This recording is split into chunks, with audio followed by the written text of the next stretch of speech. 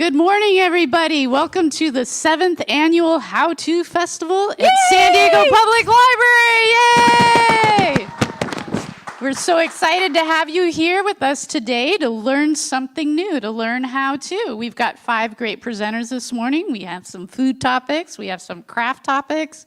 We have some special graffiti topic. We've even got some craft kits. So some of you may even have a craft kit with you right now that you picked up at your local library sometime in the past week. And so if you have that, you can tune in a few, let's see, I think actually one of the craft kits goes with our second presentation today. So you can actually draw along if you'd like. Or afterwards, after this live presentation, if you want to tune in, there are 20 videos of content all created by members of our community here in San Diego that you can learn from each other.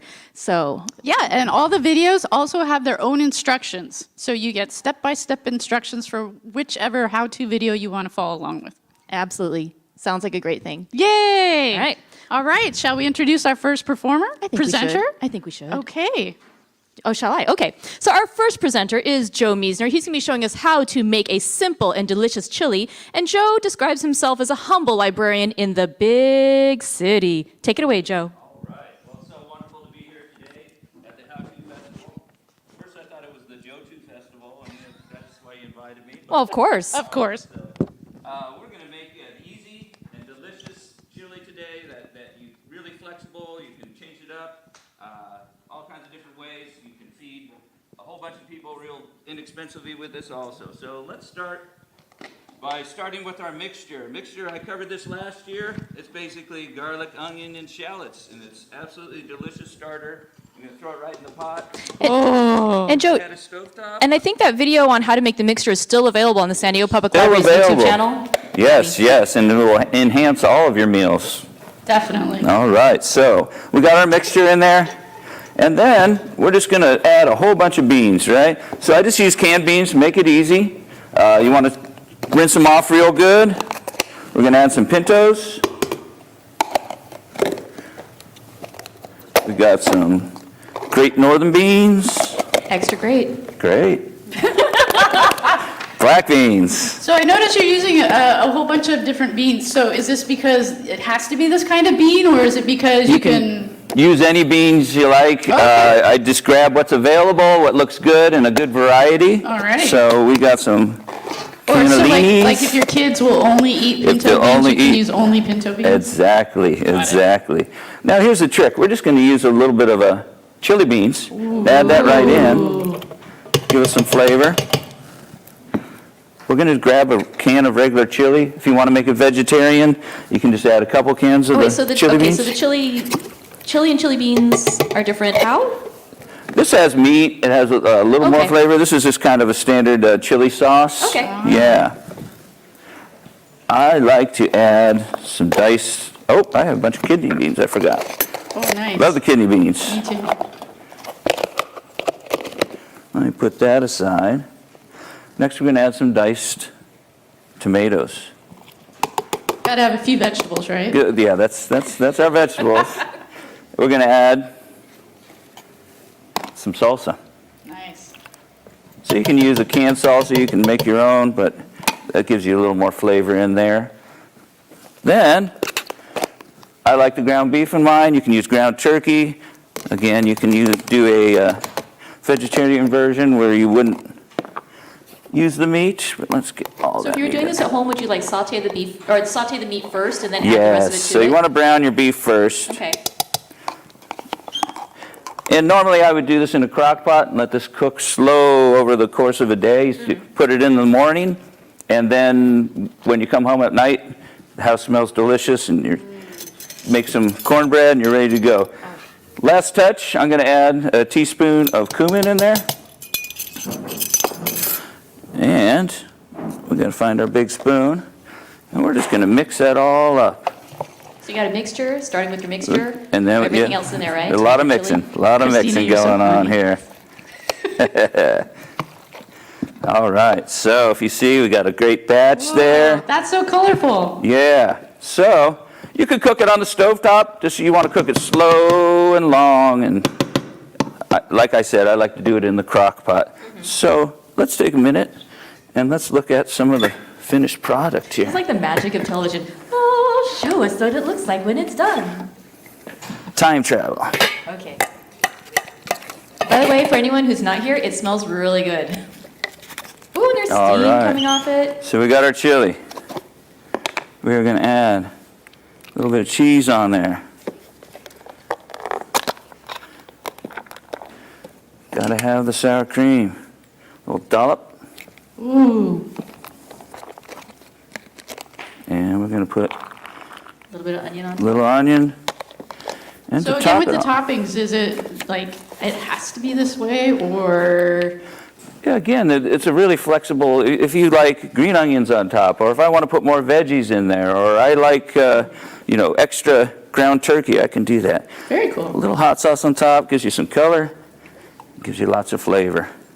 So So, with a large family, does this flexibility, is it a? it goes a long way, right? Yeah. So we got throw a few chunks of cornbread in there, and what you have is a simple and delicious chili. Yay, that was Whoa. beautiful. Yeah. That's awesome. So if you want the instructions or to see the full video, you can go to the How To Festival page on our website. And it was really nice to be with you all. Love the How To Festival. Great to be here again this year. Oh, thank you so much, Joe. We appreciate you being here, and this chili just smells so fantastic. Be sure to check out his video, give it a try at home. Thank you so much, Yeah, and Joe. for the folks in the audience, we'll have some in the back here in just a minute. Absolutely. Yeah. All Thank right. you, Joe. Thank you so much. Yeah. All right. Oh, that looks so All good. right. Yay. So, Christina, what kind of toppings would you be putting on your chili? Well, I was gonna say the only thing I know when I like to make my chili, I usually add in a little bit of green bell pepper too, because I like to see that bit of color in my chili also. But that looks pretty good. I think I could totally devour that and be very happy. Yeah, I know, right? Like, so what am I going to complain about? I was gonna say, I think I just noticed something that's perhaps that, we didn't learn from last year's thing, is that last year when we did this, we were eating samples after each of these things, and now here it is. I see the chili all the way over there, and we're all the way over here. So, fortunately though, as Joe pointed out, there are tables in the back here at the auditorium for those of you who are here in person. Please go and have sample some of the stuff afterwards. You can talk with each of the presenters about how they did their stuff. You can learn from them, learn with each other, and you can sample that amazing chili, because Joe, I want a bowl of that at the end of this. It looks really good. Yeah. So once again, we've got, you can sample chili. We have another food demo coming up. Yeah. And we've got a few craft programs. So for all of you that are here in person, try your hand at it, take a bite. If you're at home, be sure to watch those videos, download the instructions, and have a fun time. Yeah, it's always fun to experiment. Yeah. And that's what I love about the How To Festival. There's so many things that they don't have to be really complicated, but they're wonderful and they're fun, and just, we're all an expert in something. There's always something that you're like, I just do that thing. And it's really cool. And it's like, Yeah. I know I'd love to learn how to do that thing that you do. Yeah. So thank you to all of our presenters this year, those who are in person.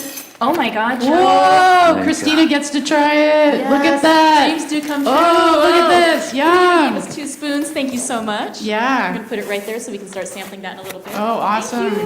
Thank you. Thank you. Wow, great. So, actually, let's take a moment now. Yeah. And let's thank our great sponsor, Cal Coast Credit Union. Yes, Cal Coast Credit, yeah, excuse me, I'm tongue-tied. California Coast Credit Union has been our sponsor for all 7 years that we've hosted the How To Festival. And, we can actually repost on our website too. They made this beautiful video for us last Do I year. have a feature Cal on Coast has cable? been supporting lifelong learning and education since their beginning too.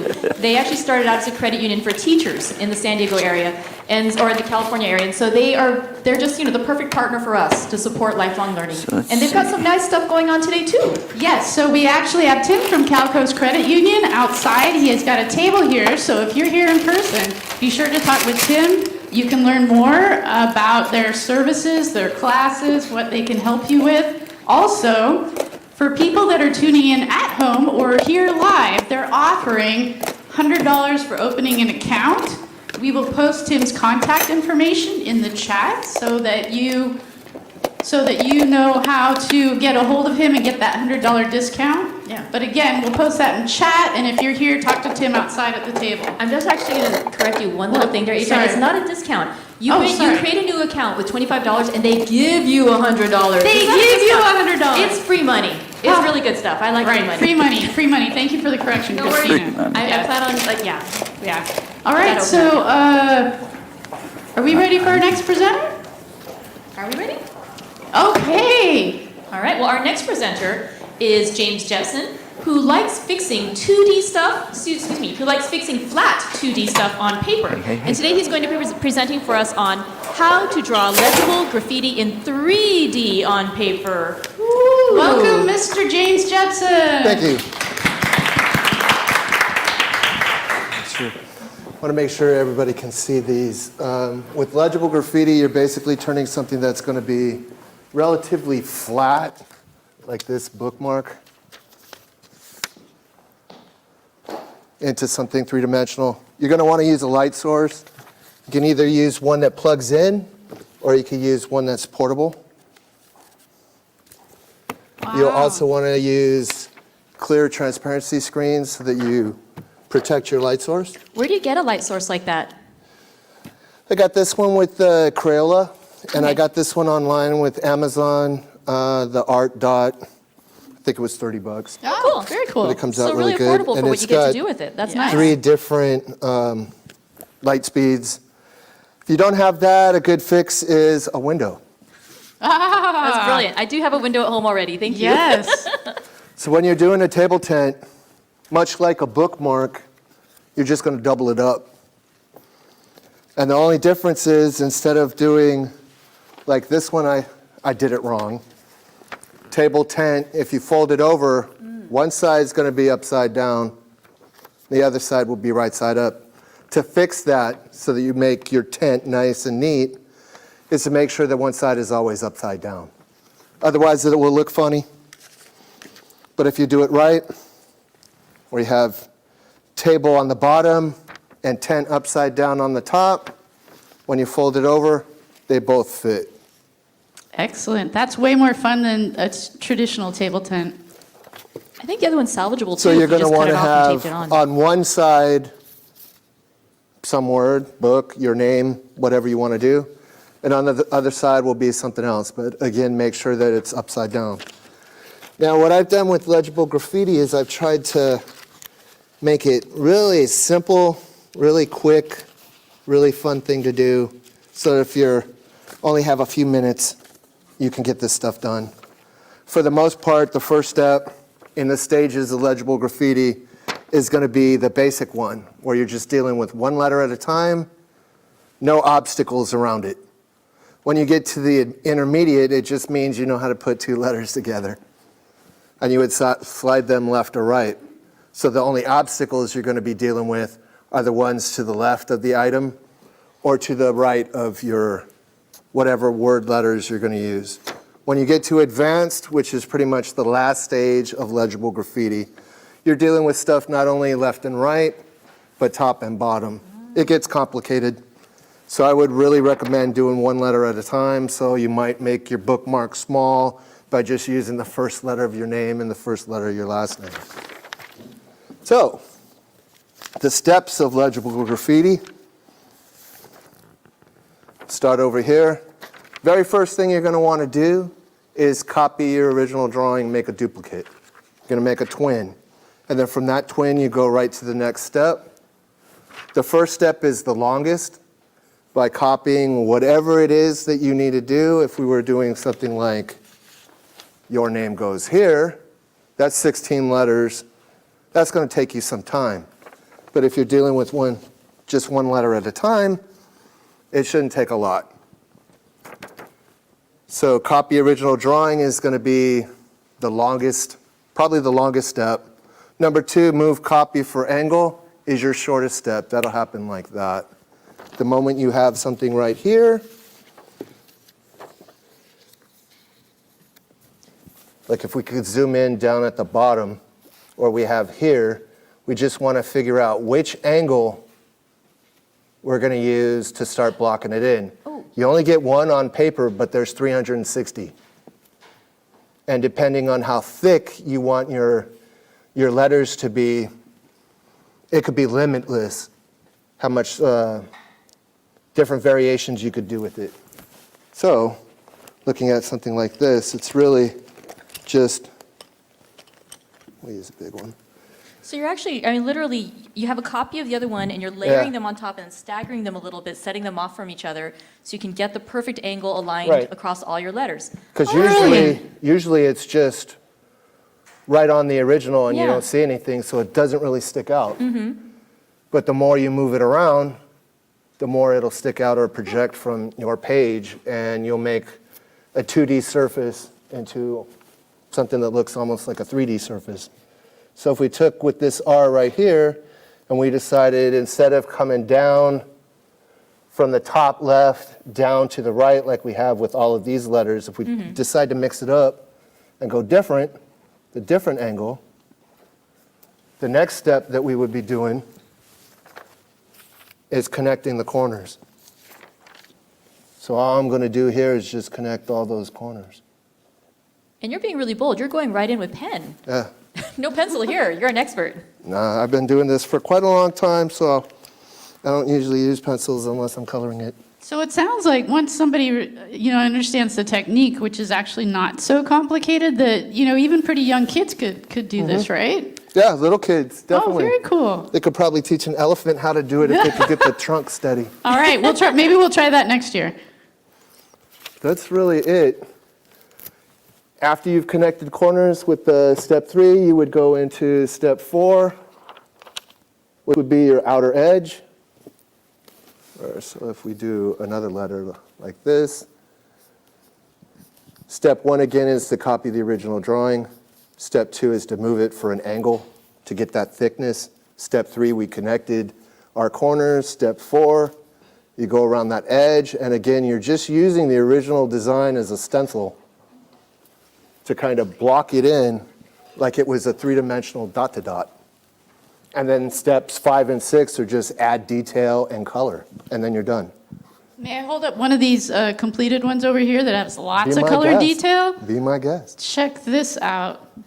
Table, tent. That's way more colorful than any table tent I have designed in my past. So you would have That's beautiful. something like It's your very beautiful. name. And again, if you're doing this on a separate sheet of blank paper, fold it in half. So you would fold your paper in half. If this is your 8.5 by 11, fold it in half. And a half sheet of paper should be about the size of your table tent, because then you would again fold it in half long ways. So when you open it up, it's got everything you need. And again, this one would come out wrong because the even or the odd isn't the same. You would need 2 go in one direction and 2 go in the other. So I would need here going straight, goes would have to be upside down. Name could be straight, but your would have to be upside down, much like this one. Wow, gorgeous. I like that. I like how you've illustrated using it on table tents, but I'm thinking too, I'd like to use this technique to make some greeting cards. Like, I feel like it'd be a really nice card. You could definitely like do it Mother's with Day greeting just passed, cards, but I just think it's anything. so, it They looks. could even do it with math. Yeah, really. So do kids still cover their school books with paper Book bags? covers? Yeah. I would think so. Well, that would I be did. gorgeous on a book cover, right? Or any kind of presentation. Yeah. Definitely, any kind of presentation. If you want your presentation to pop, you want to Yeah. use legible 3D graffiti, right? This will definitely make it pop. All right. Where Well, you either combine a block letter and then give it a shadow. And it usually will pop really well. Mm-hmm. Fantastic. Well, Mr. Jepson, thank you so much for showing us how to create legible you. graffiti. you. Amazing. Thank you so much. And for anyone who wants And to if you tune want in, any more, you could find it also on my YouTube channel at Legible Graffiti YouTube. All thank right. you. We'll be sure to check it out. Thank Thank you. you. Thanks. So for those of you folks at home who want a little more instruction, his video and the instructions on how to do legible 3D graffiti at home is all on our website. Take a look at it step by step. And wow, you're going to have your own amazing 3D legible graffiti. I think that's one that I really like that we got to see it in person right now with Jim, but also I think the video is really handy because you can go back, you can kind of, if you like, rewinding isn't the right term, but you can go back again and see, like, I want to look a little closer at that technique. I didn't quite get that the first time. Exactly. Sometimes, my hands are a little slow.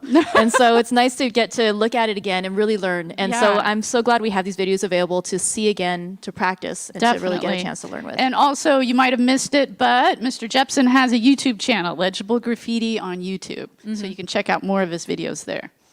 Yeah. And I think we have a guest here with us. Am I seeing correctly? Am I seeing Tim over here? Yeah. All right. Is this Tim Feria from Cal Coast? All right. Okay. We mentioned just a little bit ago how our sponsor is Cal Coast Credit Union. They've been with us from the beginning of the How To Festival. We could not do this How To Festival without the support of Cal Coast.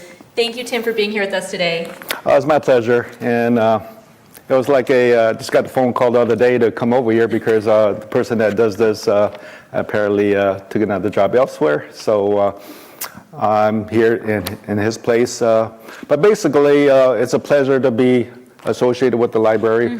I kind of work hand in hand with the city of San Diego and set up on sites at various locations, and I've been setting up here in the library on a weekly basis until things open up and I can venture into the other city, San Diego locations. But mainly I'm here to promote a special promotion that we have for the streamers out there. So you can take advantage of the benefits that we provide for the employees of the city of San Diego. But this deal is not just for city employees. This is for everybody, isn't it? Yes. Everybody can do this. Really, yeah, everybody that's viewing this how-to event as well. Okay, and anybody that comes visits me at the library, and talks to me, then I will also. They can also take advantage of this as well. Okay, because mainly is just for our partners, other companies that we have a relationship with. Can get this $100. So it's not really for the general public, but if I do any special events, then the patrons of that event can take advantage of this special promotion. So okay? you're saying the people who tuned into our How To Festival today get to enjoy Exactly, this special offer. exactly, Thank yeah. you. And wow, but yeah, this is an added bonus while you're watching today. Yeah. I know. There are some qualifications. Basically, we just need a $25 initial deposit to start. And then you just have to set up online banking so you can view your accounts online and enable the paperless statement. We're trying to cut down on paper as well. So if you can help us in that extent, then the system will credit account with $100. There's no minimum balance requirement. There's no direct deposit requirements. All you got to do is stay above zero, and there won't be any fees. Okay. And then you can take advantage of all our other benefits that we have. How to improve your credit. We have special financial counselors to help you with that. And then we do have special rates on automobiles, savings account. Right now we have a 5% CD promotion, certificate of deposit. Only for 5 months, minimum 500, maximum of 5,000. We can't take all your money, but if you have 5,000 you can spare for 5 months, then you'll earn 5% dividend on that. Okay, so those are special promotions. Cool. Hopefully you'll take advantage of them. You can always contact me. I'll give you my number. It's at 858-518-3199. You can also text me at that number as well, and therefore I can point out the nearest branch you can go to, or I can send you a QR code or a special link so you can open this account via your phone or desktop computer. And now I want to mention something else too. We were talking earlier, Tim. Sorry, folks at home. This one's only for the folks in person, I think. Tim, you have a special raffle that you're doing today for the folks here in person at the library. Is that correct? Yes, I do have a $25 Starbucks gift card. If you don't want the Starbucks gift card, then I can send you a Amazon gift card as well via email. So I'll give you a choice, all right? So if you're not here if you have to leave, but we do pick your name, then I will contact you, and then I can send you that Amazon gift card. So I think you just heard it right now, folks. If you want to know how to win $25 of goodness, go over sometime before you leave today. Go chat with Tim outside. His table's right outside the auditorium here at Central Library. Thank you so much for being here Unfortunately, today, the streamers can't participate in that because... No. But they get $100. Anyways, That's they great. get $100. Yeah. So visit Tim at his table outside the front Exactly. doors. Thank you for being here, and My thank you for pleasure. being our partner for the My last 7 pleasure. years. Thank you. Thank you. Yay, thank you, Tim.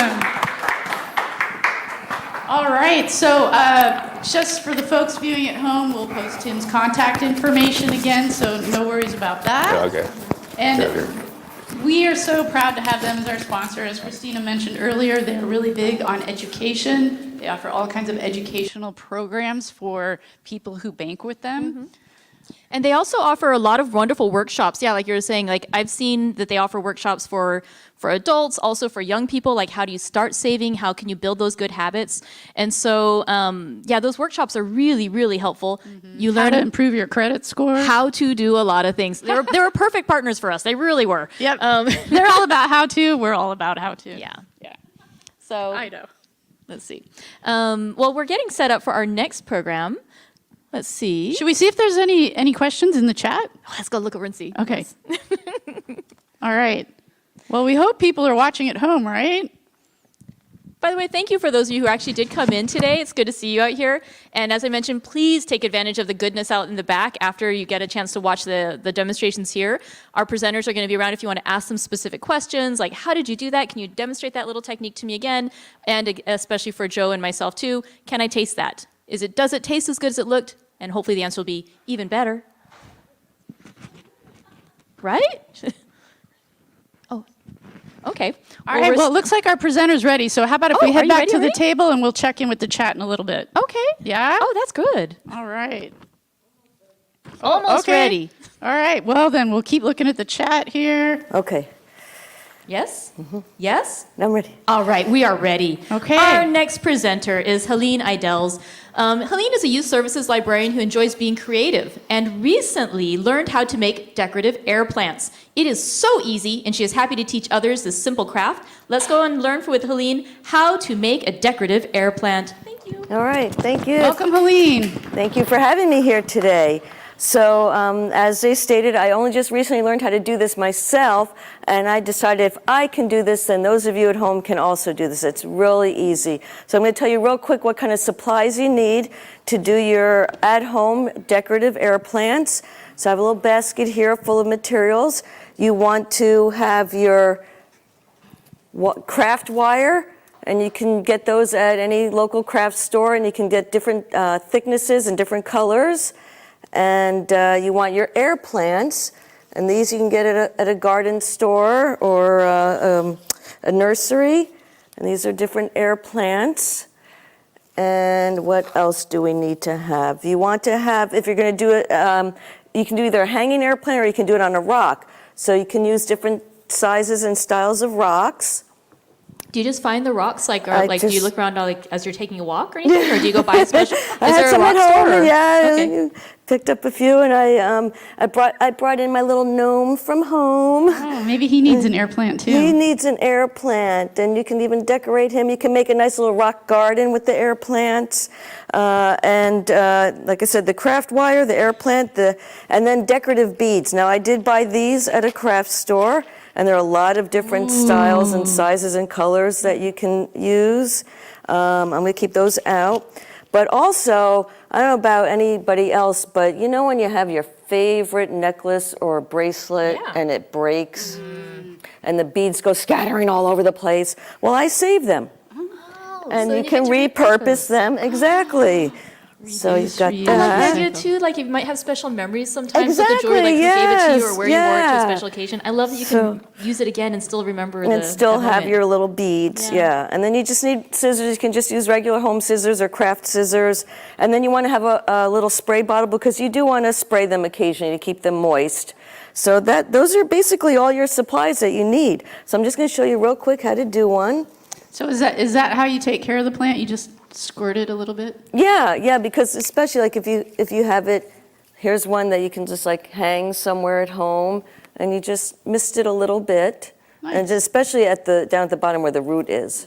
I like air plants because I'm kind of a plant killer, and air plants are really hard to kill because they don't need to Really be watered that hard to often. I kill. mean, yeah. I've had to. Okay, next year, Yeah, Christina, yeah, you're going to well, present how not to kill a not to plant. kill it. Well, Helena's making not kill a plant. Colleen's doing it now. You spray it. Right. And you can do it also in like a little terrarium. So there are, if you look it up online, there are many different ways that you can use your air plants to decorate them. And you can do it for your own home or give them as gifts to others. So let's see. I'm going to try with this one and see how it goes. So you just want to clip off the little tag. And there's different varieties, too, of types of plants. So I've got my little plant ready to go. I'm just going to, maybe about a foot or two, depending on how much you want to do. And it just snips right off. When you started, do you already have an idea in mind of like what you're going to do, or do you sort of like work with the plant and kind of change your design as you go? I kind of make it up as I go along. That's nice. And it depends on the plant, too. Like, there are different ones. See, it's kind of a different size, and some of them are longer or wider than others, so you have a little bit of different configuration to work with. Yeah. So I don't know if this one's the best to work with, but we'll find out. So I want to leave a little bit at the top, because that's going to be my handle, and then a little bit at the bottom, because that's where I'm going to string the beads. So you just carefully wrap it around the fronds, I guess you would call it. Oh. Just enough that it, holds it, that it doesn't come loose. And the plant is nice and light, so you don't It need is, to... yeah. So it's just yeah. kind of like settling in there gently. Yeah, exactly. And I might not have done enough at the top, but you want to make a little loop and just kind of tie it off, so to speak. Your little loop. And I probably left too much at the bottom, but we'll do that to demonstrate. Maybe I'll add that one to a rock. Who knows? But okay, so this is easy to do. You just take your little beads and string them through if you can find the little hole. Make sure you have your glasses on. Yeah, right? Yeah. And I'm gonna kind of bend that a little bit so it doesn't go too far. Ah, so that way you don't have the bead it the entire way up. Yeah, which you can do. It all depends on how you want to do it. Like this one, if you can get a close-up of that, that's pretty far up onto the, there.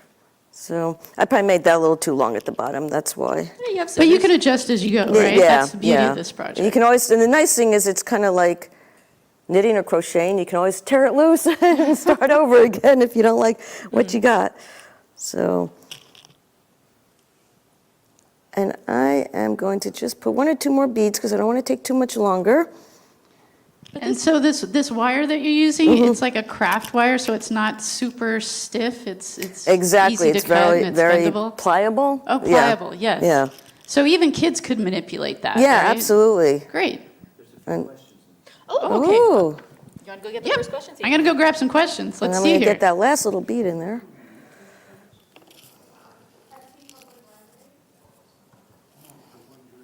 Okay, so I'm going to do that. And you can even, that's really yeah. beautiful. And you can even kind of be creative with the wire too. It's like the wire is becoming decorative too. It because you're is, using yeah, that like to make yeah. a shape. And I'm just going to take one little, and you can use any size rock, big, medium, small. You can make a combination like I do with my little rock garden with my gnome. Maybe find a little smaller rock. But I just kind of want to show how you would just simply wrap it around the rock. And maybe you might want to do a couple of loops around. Oh. I mean, there's no right or wrong. It's whatever you end up making it be. Oh, that's really And so- beautiful. That's a little simple, and that can go right there with my gnome. Oh, that's And look, lovely. yeah. So you've got that, and then like I wanted to show this one too. This one's really pretty also. Oh, that's Ah, nice. gorgeous. So So we do have a few questions Okay. in chat. Following up on Christina is a plant killer, right?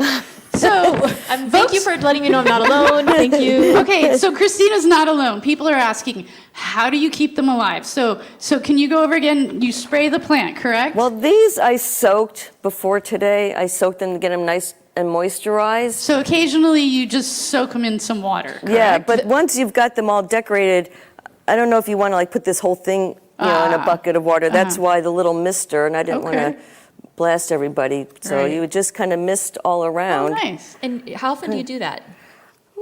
You just kind of keep an eye on it, and I only do it a couple few days. Oh, okay. Yeah. I was going to say, for those of you who are like me, plant killers, I've heard that minimum is once a week. So as long as you can remember to do it at least once a week, that's good. And then I also heard too, when you soak it, filtered or distilled water is better than just regular tap water because there might be something in the tap Yeah, water. like And again, chlorine. because I do my watering so infrequently, I try to use the good water.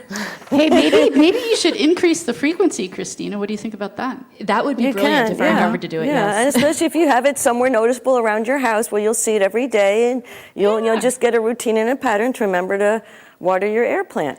And then also, I do know, because I have a couple of these at Yeah. home, a friend of mine who works at the San Diego Botanic Garden says that there is actually food for them. And you just use like some little tiny sprinkles in the water, and then you dunk your plant in the water. So it's just very minimal, but that's like on occasion. Yeah. But basically, you just need to water more often. Yeah. Wait, no, And seriously, what does when on it's- occasion mean? and Does that when mean it's- monthly? What does that mean? Yeah, Yeah, when like it's wrapped maybe around every the- couple of months, you Yeah, get yeah, feed yeah, a little really. food. Yeah. When it's good to wrapped know. around the rock, you can just kind of pull it loose and then, And then soak just in the dip water. it in the water Yeah, and and it makes a fun little That is so paperweight on your beautiful. desk, and it makes a nice little gift. And you can get really creative during the holidays too with the types of colors that you use. And So- you know, it was just Teacher Appreciation Week the other day. Wouldn't that be lovely? You could give it to the teacher, set it Right. on his or her desk. Yeah. On so, their desk, yeah. See, so if I can do this, you can do this. Yay! So, you. Thank You're you, welcome. Helene. Those are and thank you for absolutely having me. beautiful. And remember, I have recorded this, so if you go to our YouTube site, you can watch the video and check out all the other presentations as well. Great. So, thank you. Thank you so much, Helene.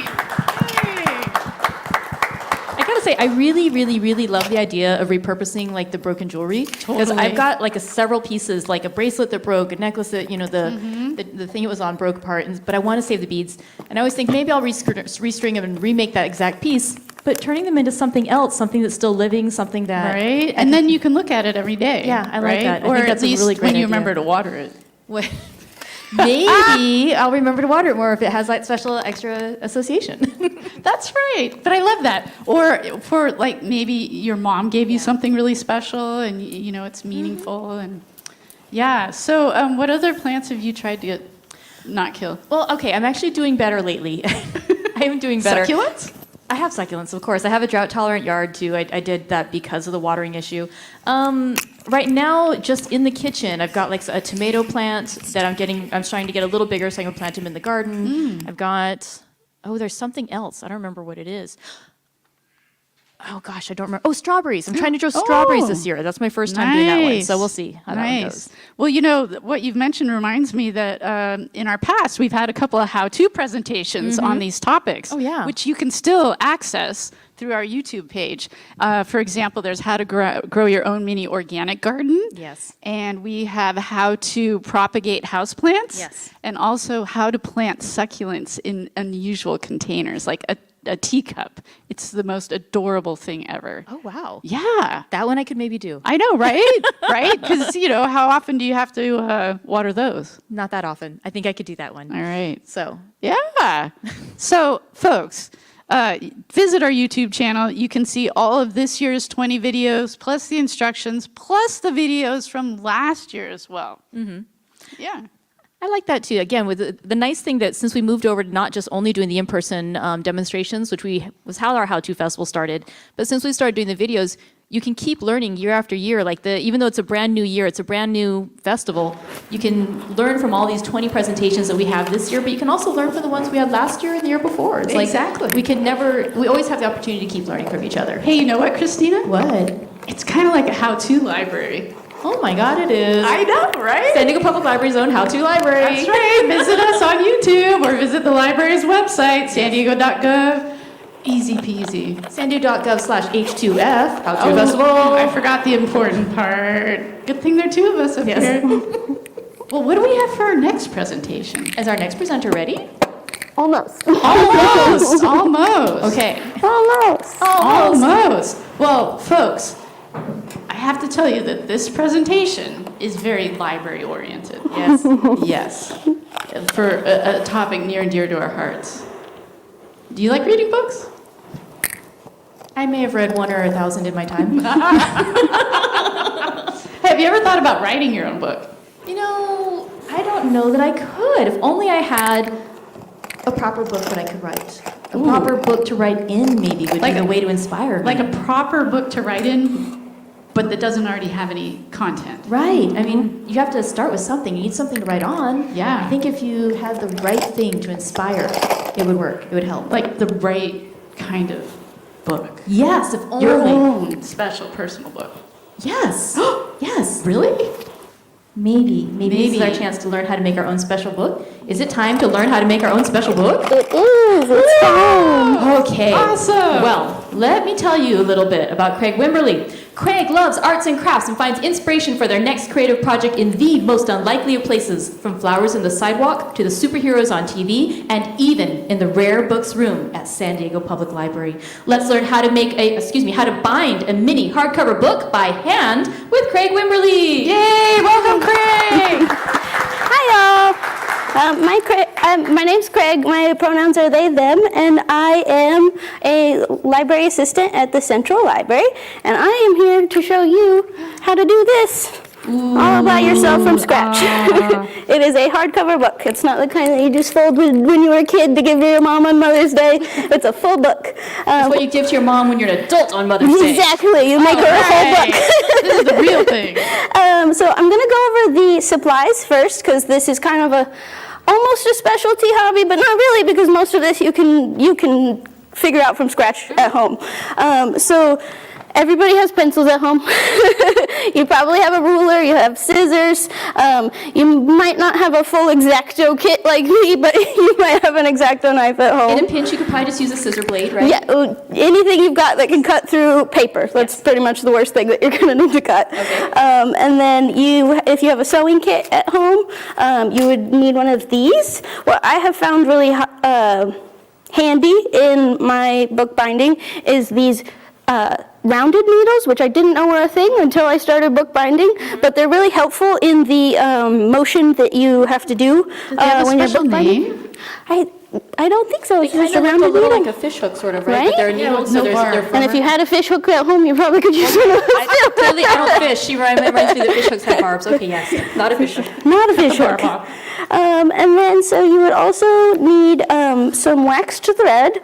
If you don't have any waxed thread or pre-waxed thread, you can just use beeswax of any sort, or even a candle, and you would rub that across the thread you have. Could you use dental floss because that's kind of waxy, or? Yep. Okay. Anything that you have, and the wax just makes it harder for the thread to rip through the pages. Okay. So yeah, you just want something that's a little reinforced. And then you will need something like a push pin when you're doing actual bookbinding. They have this thing called an awl, but again, it's just a fancy point. You don't need an awl. You can just use a push pin. And then for glue, this is the only specialty item that I really recommend that you actually get the version of. It is a neutral pH glue, a PVA glue that the bookbinders use. But again, in a pinch, if you're just practicing, you can use a glue stick or any kind of Elmer's glue that you have at home. Just know that you're not going to have books in the rare book room. It's not going to last 400 years. So you're saying that standard Elmer's glue is not archival quality? No, it's not, unfortunately. Okay. Your critters like to eat Elmer's glue. Oh, yeah, That's what I've heard. that might make it worse to have a book last 400 years. And then you will need a paintbrush that you don't care if it gets grimy. I wouldn't if you're like a painter or do you have any paintbrushes you care about? Do not use those with the glue. Use something that you don't care if it stays kind of gross. And then for your book cover, you can use pretty much any cloth you have at home as long as it will withstand the glue. I actually got something from our Idea Lab, and they printed Baby Yoda on my book cover. So I just have to give them a shout out. If you want cute book covers, go up to the Idea Lab, and they will help you make as much as you'd like. Oh, wow. So that covers one last thing. This is called Bookbinder's tape. You can buy this special, but I have found that cheesecloth or even gauze from your first aid kit is a similar texture. If you steal the gauze from your first aid kit, make sure that you replace it. Yes. For an Yeah, 'cause if somebody emergency. has an injury, you don't want to say, like, here, let me get the book. Okay. Yeah, it won't help. It won't help. So those are our supplies, and then I'm going to go through the basic steps with you. We are going to start with a normal 8.5 by 11 sheet of paper, and you're going to fold it across the short edge and then along the long edge. And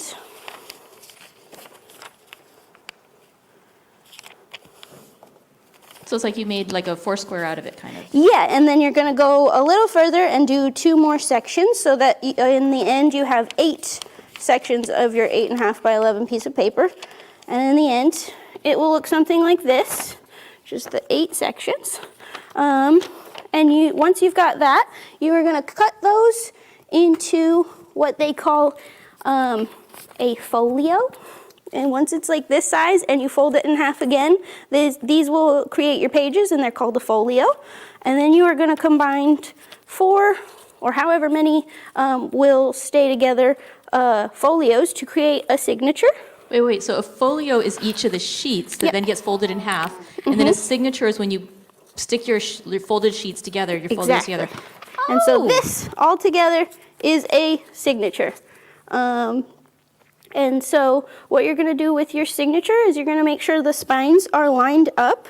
And you're going to have, ideally, I don't have a stack of them here, you're going to have a stack of signatures that go on top of each other.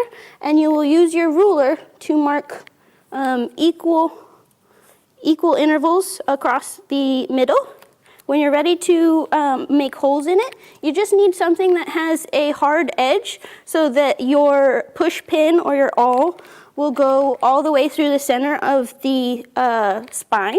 You don't want it to go out the back. You don't want it to go across the back here. You want it to go straight out of your signature, or out of your spine. So you'll have a stack of signatures, and then this is why I don't have a stack of signatures with me today. Because once you have a stack of signatures, you're going to glue them together across the spine, and you're going to have something that looks a little like this. Oh, it already looks like a book. Right? So once you have a stack of signatures, you're going to start the sewing process. Wait, so you glue it directly to that gauzy kind of fabric, the cheesecloth kind of stuff? Yes, but there's one more step in between that, Okay. and that's what I'm going to show you today. Okay. And we know these steps are kind of delicate and intricate. Yes. Be sure to watch Craig's video. And you'll have a much more They'll show you zoomed in. exactly how everything's done. Exactly. I couldn't get too detailed because I don't have a zoomed-in camera with me today. But what you are going to do is, where's my waxed thread? This is an important step. When you're measuring your thread, you start from the tips of your fingers to your clavicle, and that's about as much thread as you need. And then you fold that in half and cut it. And then you thread your needle.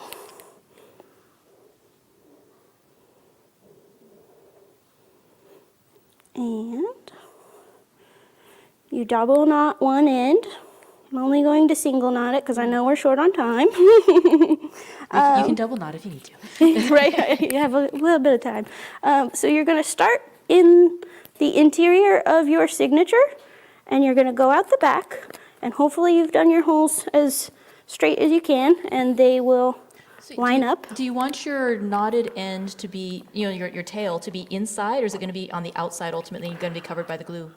I don't think it matters. I think it's easier if it's on the outside, but either way, you can just flip it over and glue along the spine. But yeah, sometimes it's easier if you start with your double knot on the outside. And then you're just going to continue to do that. You're going to go along the holes, just in and out. And then when you get to the end,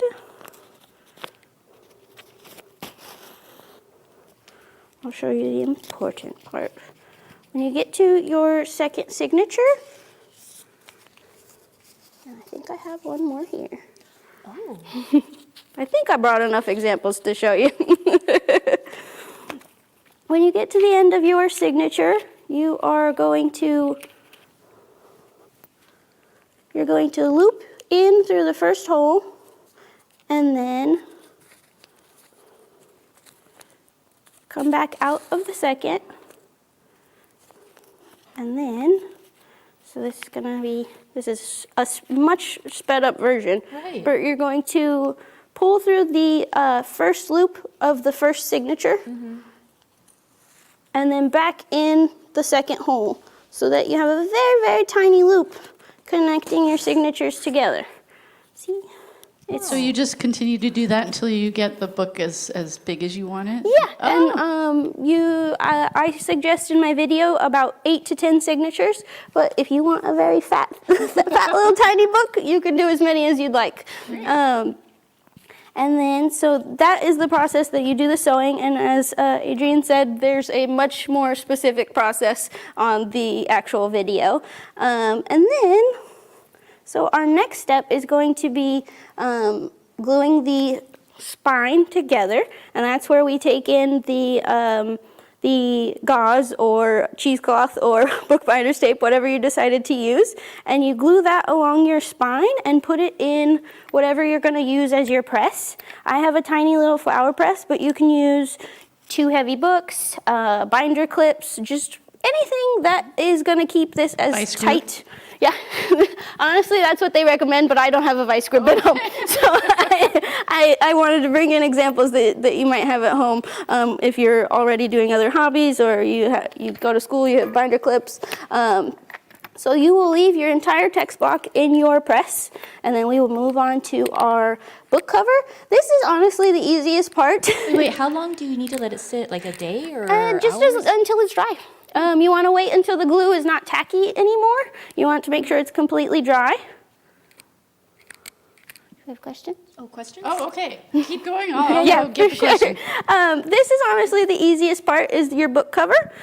You are just going to cut cardboard pieces that match the size of one of your folios and the size of the spine of your text block. So this will be the front of the folio, this will be the spine of your book, and you will glue these pieces to your book cloth. Again, your cloth can be anything that will withstand Elmer's glue or PVA glue. It doesn't have to be super, super fancy. I do want to make a note that if you use the faux leather, it might be a little more complicated than just gluing. You would want to use your either your press or binder clips to make sure that it stays together. The faux leather likes to undo itself. So that is one thing I've learned as I'm doing this process. But it looks really beautiful, though.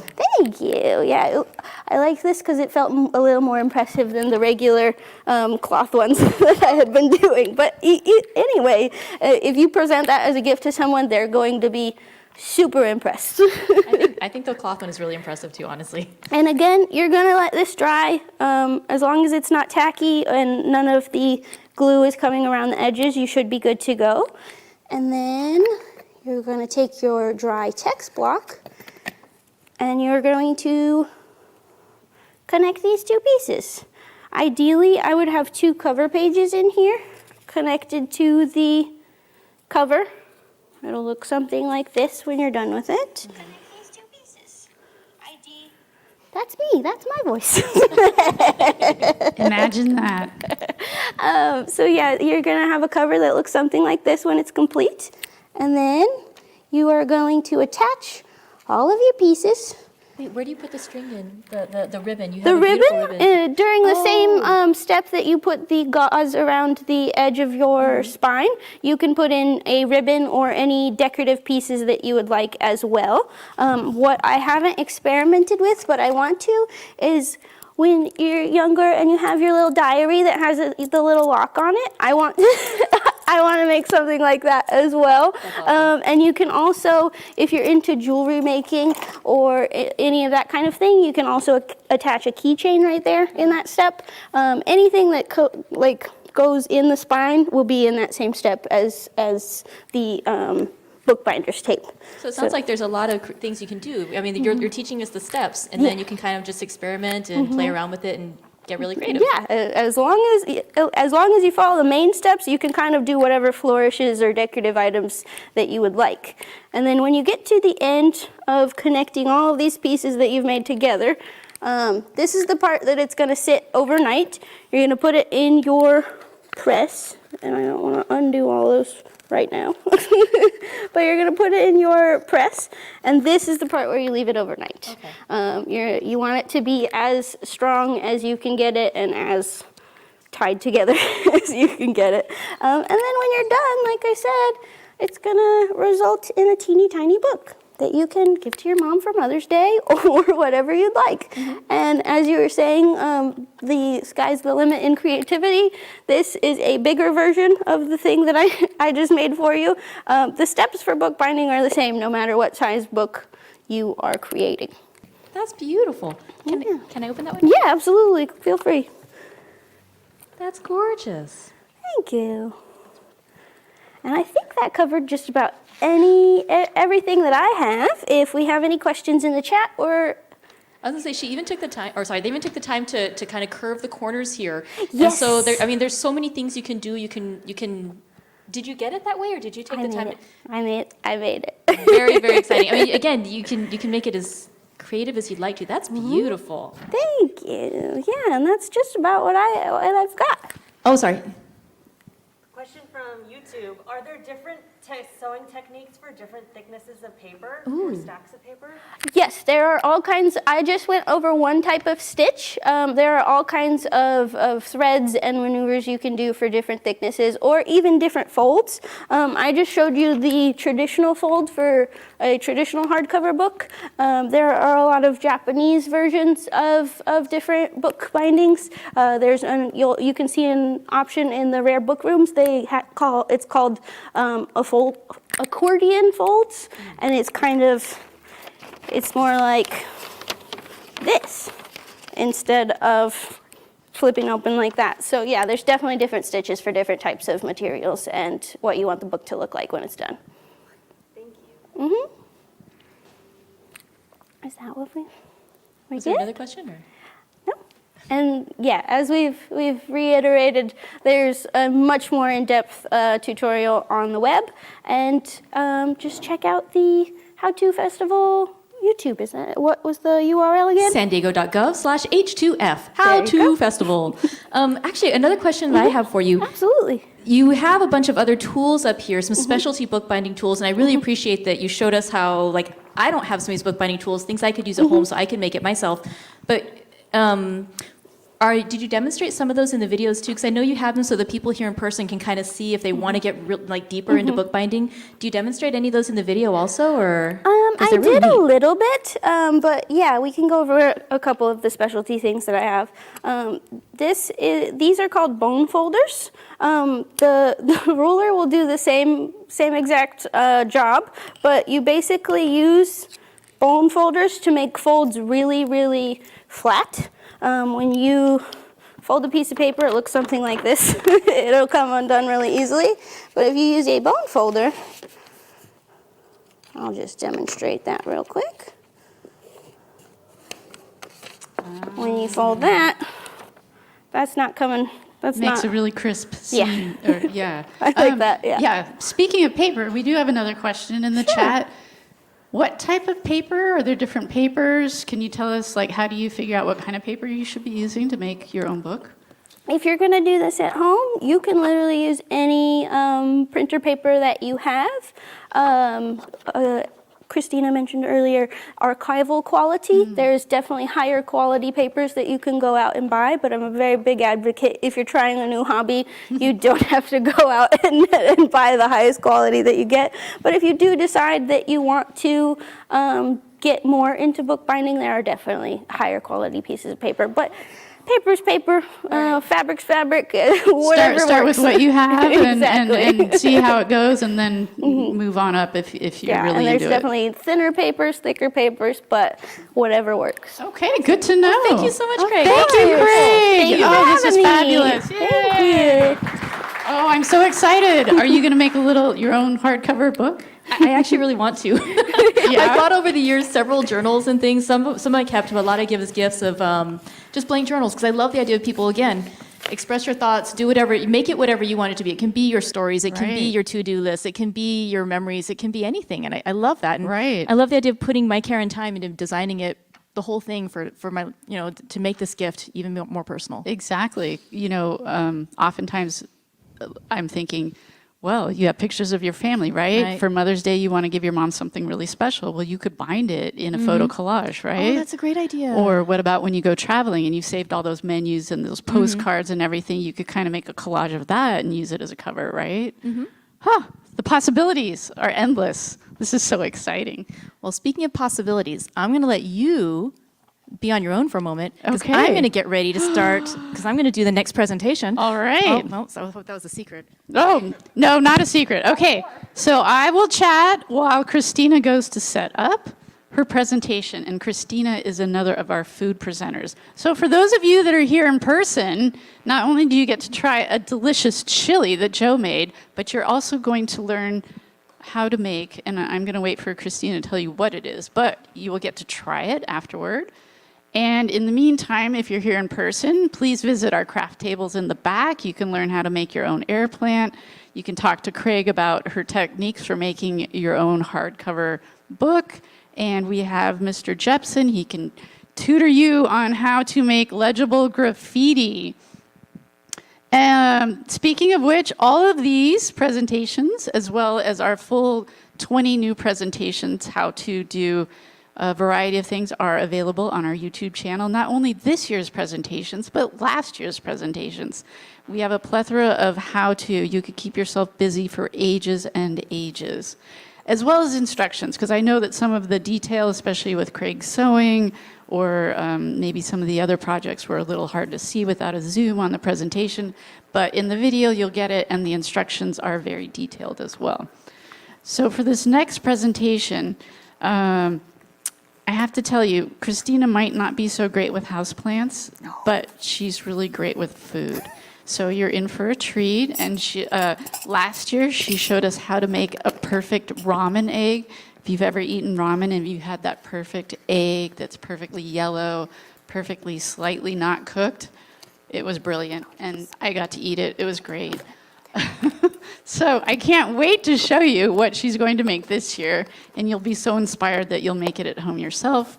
Not only is it fairly easy and straightforward, but it's tasty, and like Joe's chili, you can customize it. So just let me know when you're ready, Christina. I am almost ready, but actually, I wanted to share a quick announcement, if I may. Yes. I heard that Tim Feria from Cal Coast is still here, and he wanted to remind everybody that everybody here has the opportunity, presenters and guests who are attending, thank you again for being here. You all have the opportunity to enter for that $25 raffle, which he said could be Starbucks, it could be Amazon, could be what you want it to be. Think of all the how-to supplies you could buy with that. Yes. So talk to Tim. Enter the raffle. Yes. Yeah. All right, so I think I'm about ready. Is that okay? Okay, yeah. All right. Well, so let's introduce Christina.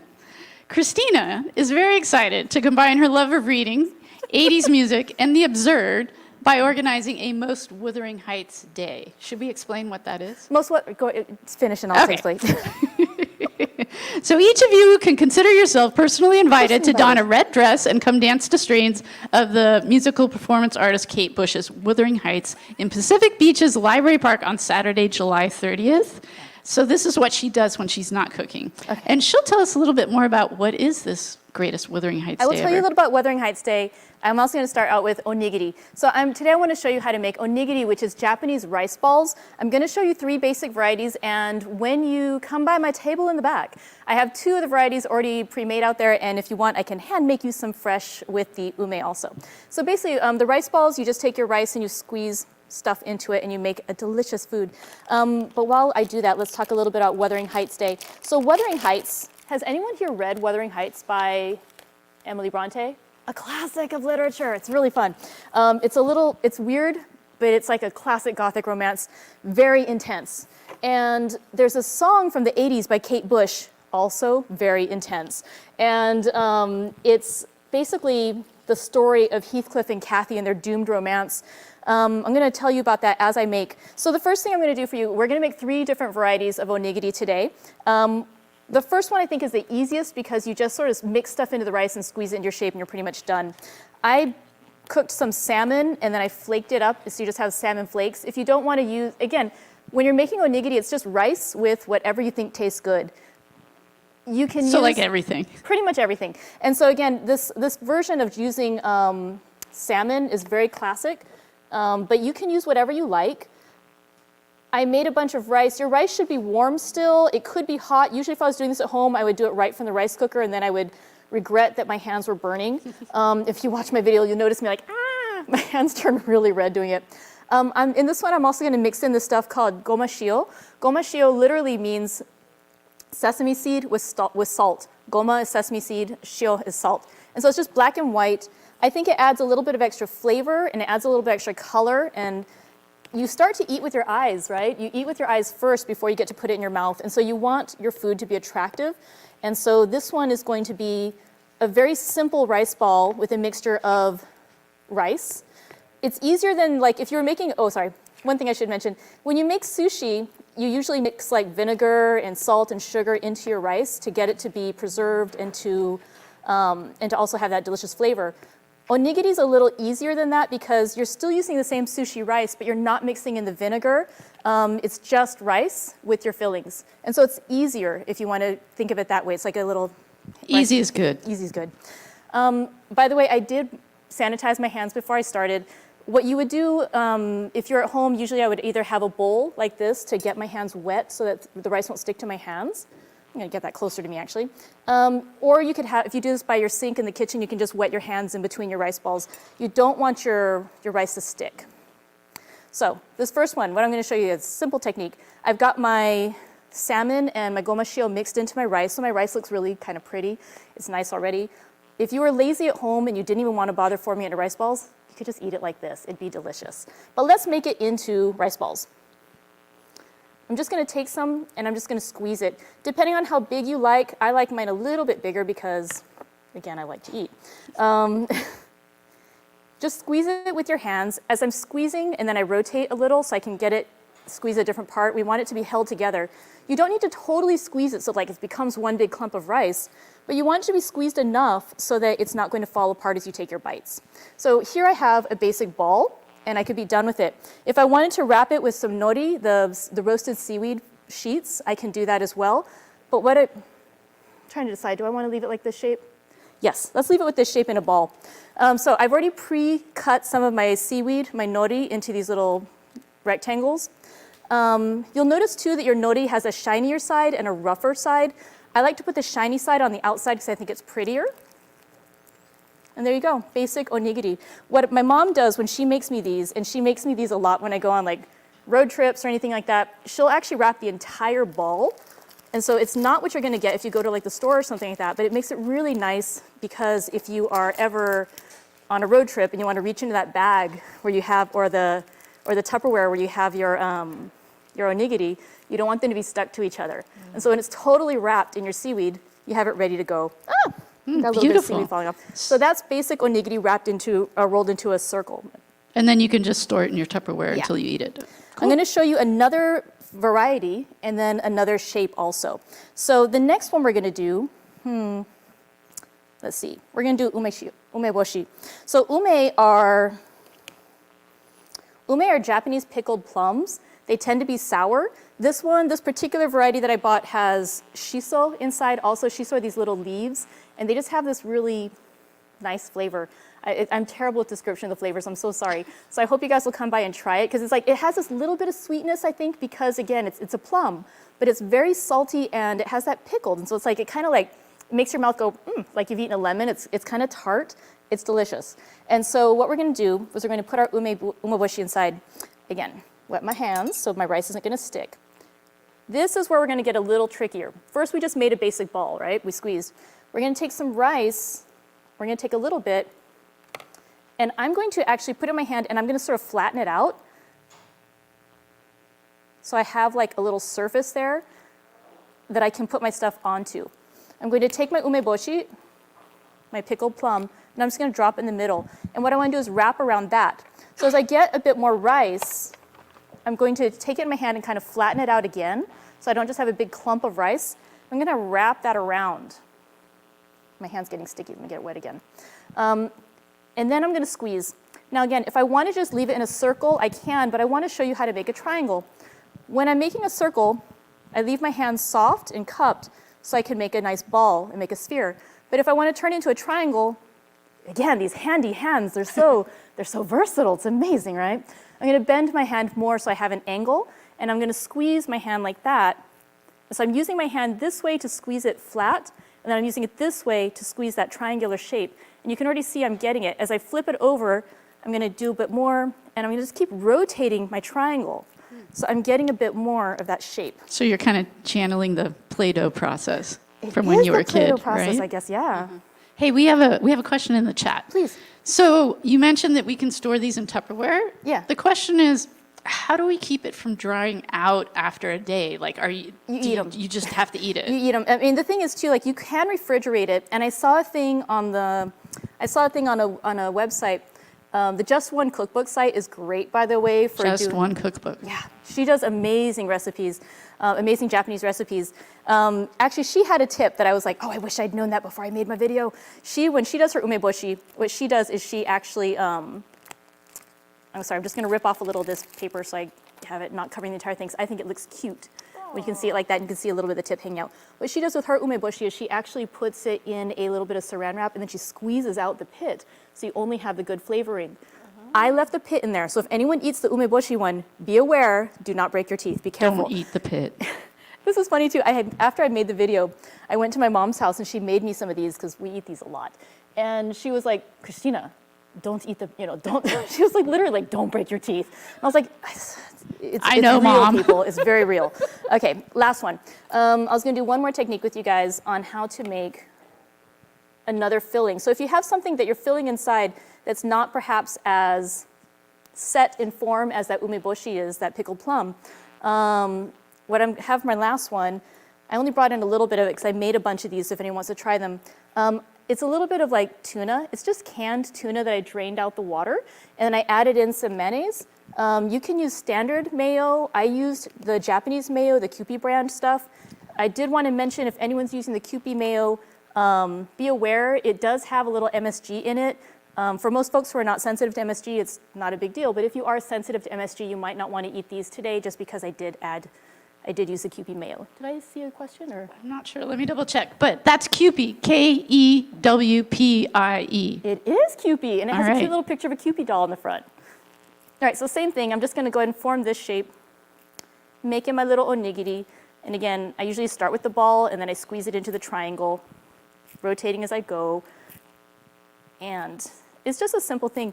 You can vary also if you're making a bunch of different ones, like how I have multiple designs today, it helps to kind of vary how you do it so that they won't all look the same. So as somebody will know what they're getting. So for example, let me show you one other way to wrap it. While you're thinking about that, so you've heard of fusion cuisine, right? Yeah. Okay, so You can a put question. totally different things inside. Yeah, the question is, have you experimented with non-traditional, like non-Japanese fillings, like yeah. Mexican or? Yeah, I mean a little bit here and there. Like so example with the tuna, we were doing some with the tuna with just the mayo, and then tuna with the mayo with a little bit of soy sauce, tuna with the mayo with a bit of sriracha, so you get the spicy. And then you can also do a friend of mine, I think like there was somebody I know likes to put in chili sauce in his, and then Ooh, and somebody I know knows how to make a brisket, so you could like shred that Oh, and yeah. maybe put that in. oh yeah, whatever you like. I mean anything you think is going to go well with rice is going to go well in your onigiri. Mexican street style corn. That would probably be really good, actually.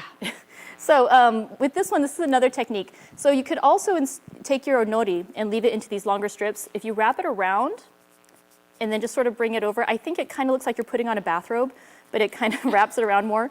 So you end up with just having the little top open, and then your end sort of will seal on the bottom there. That's what I did for the first ones I made at home this morning with the Okay. salmon. But that's a nice way that you can just show off really quickly that these are different from each other. So again, this one is one variety, these have a different, and then it makes it easier as you're serving to multiple people that they can see what are the different varieties.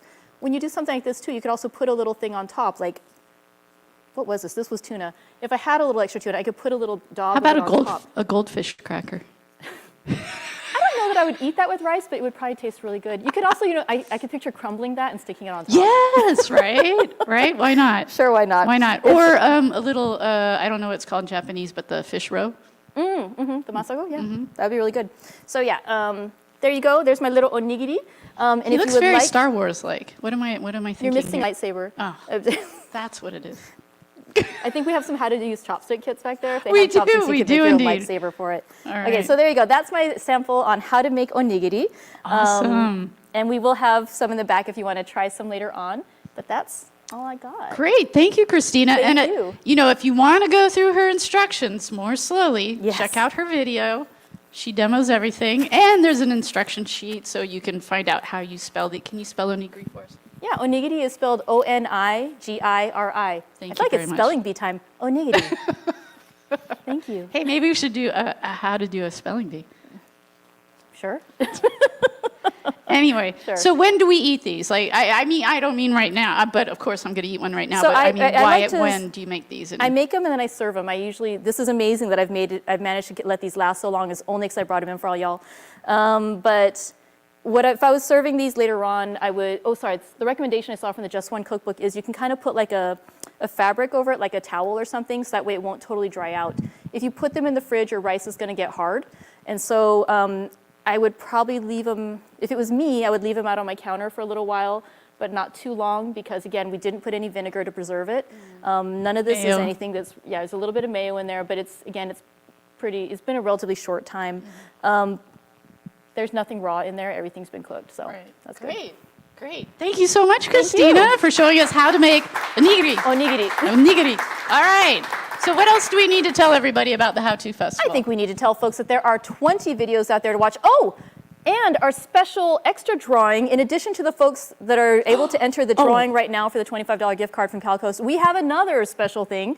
This is available to everybody, both our in-person people and our at-home folks. I work at the Pacific Beach Library, and somebody in Pacific Beach she did this video, it's one of our videos this year, on how to start your own little free library. And she found somebody who had a little free library up, and they were taking it down. And she asked them if they'd be willing to donate it to us. And so we have a little free library assembled, beautiful, at the Pacific Beach Library that we are giving away. ready to go. So you can really start your own little free library. And the way that you can enter the drawing for the little free library is to comment. We'll go ahead and start a thread on there. Comment under the picture of the little free library with something you learned at the How To Festival. It can be from this presentation that we did here today. It can be from any of the 20 videos that are going online. Tell us something you learned at the How To Festival, and that is your entry into the drawing if you enter it on that thread. And then at the end of the week, we'll go ahead and notify the winner. We'll just do a drawing, and you can get your own little free library. Either pick it up at the Pacific Beach branch, or if you're really far, maybe we can drive it to your nearest library. Exactly. Did I see a question? Or was that just excitement about the little free library possibility? Yeah. So if you ever wanted a little free library, post your comment on our social media here, and we'll do a drawing, and that could be yours. And if you haven't seen the tile, the graphic for the how to make your own free little library, it's the cutest one I found in my neighborhood. It has Snoopy. Oh. I know, right? Yeah. Anyway, thank you, Christina. Well, thank you, Adrianne. Thank you, everybody. Thank who you to came our today. presenters. Thank you Yes. to our audience members. Thank you to our CalCoast representative. Thank you to our team here at Central Library and also from Pacific Beach Library who did all the tech and got this thing going. Thank you very much. Everybody that helped today, we're so excited to have you with us. I hope you join us on our Facebook page, watch our videos on the YouTube channel, call us if you have questions, email us and chat with us if you have questions. And we hope to see you again next year. Yes. Thank you very much. Thank you. Bye.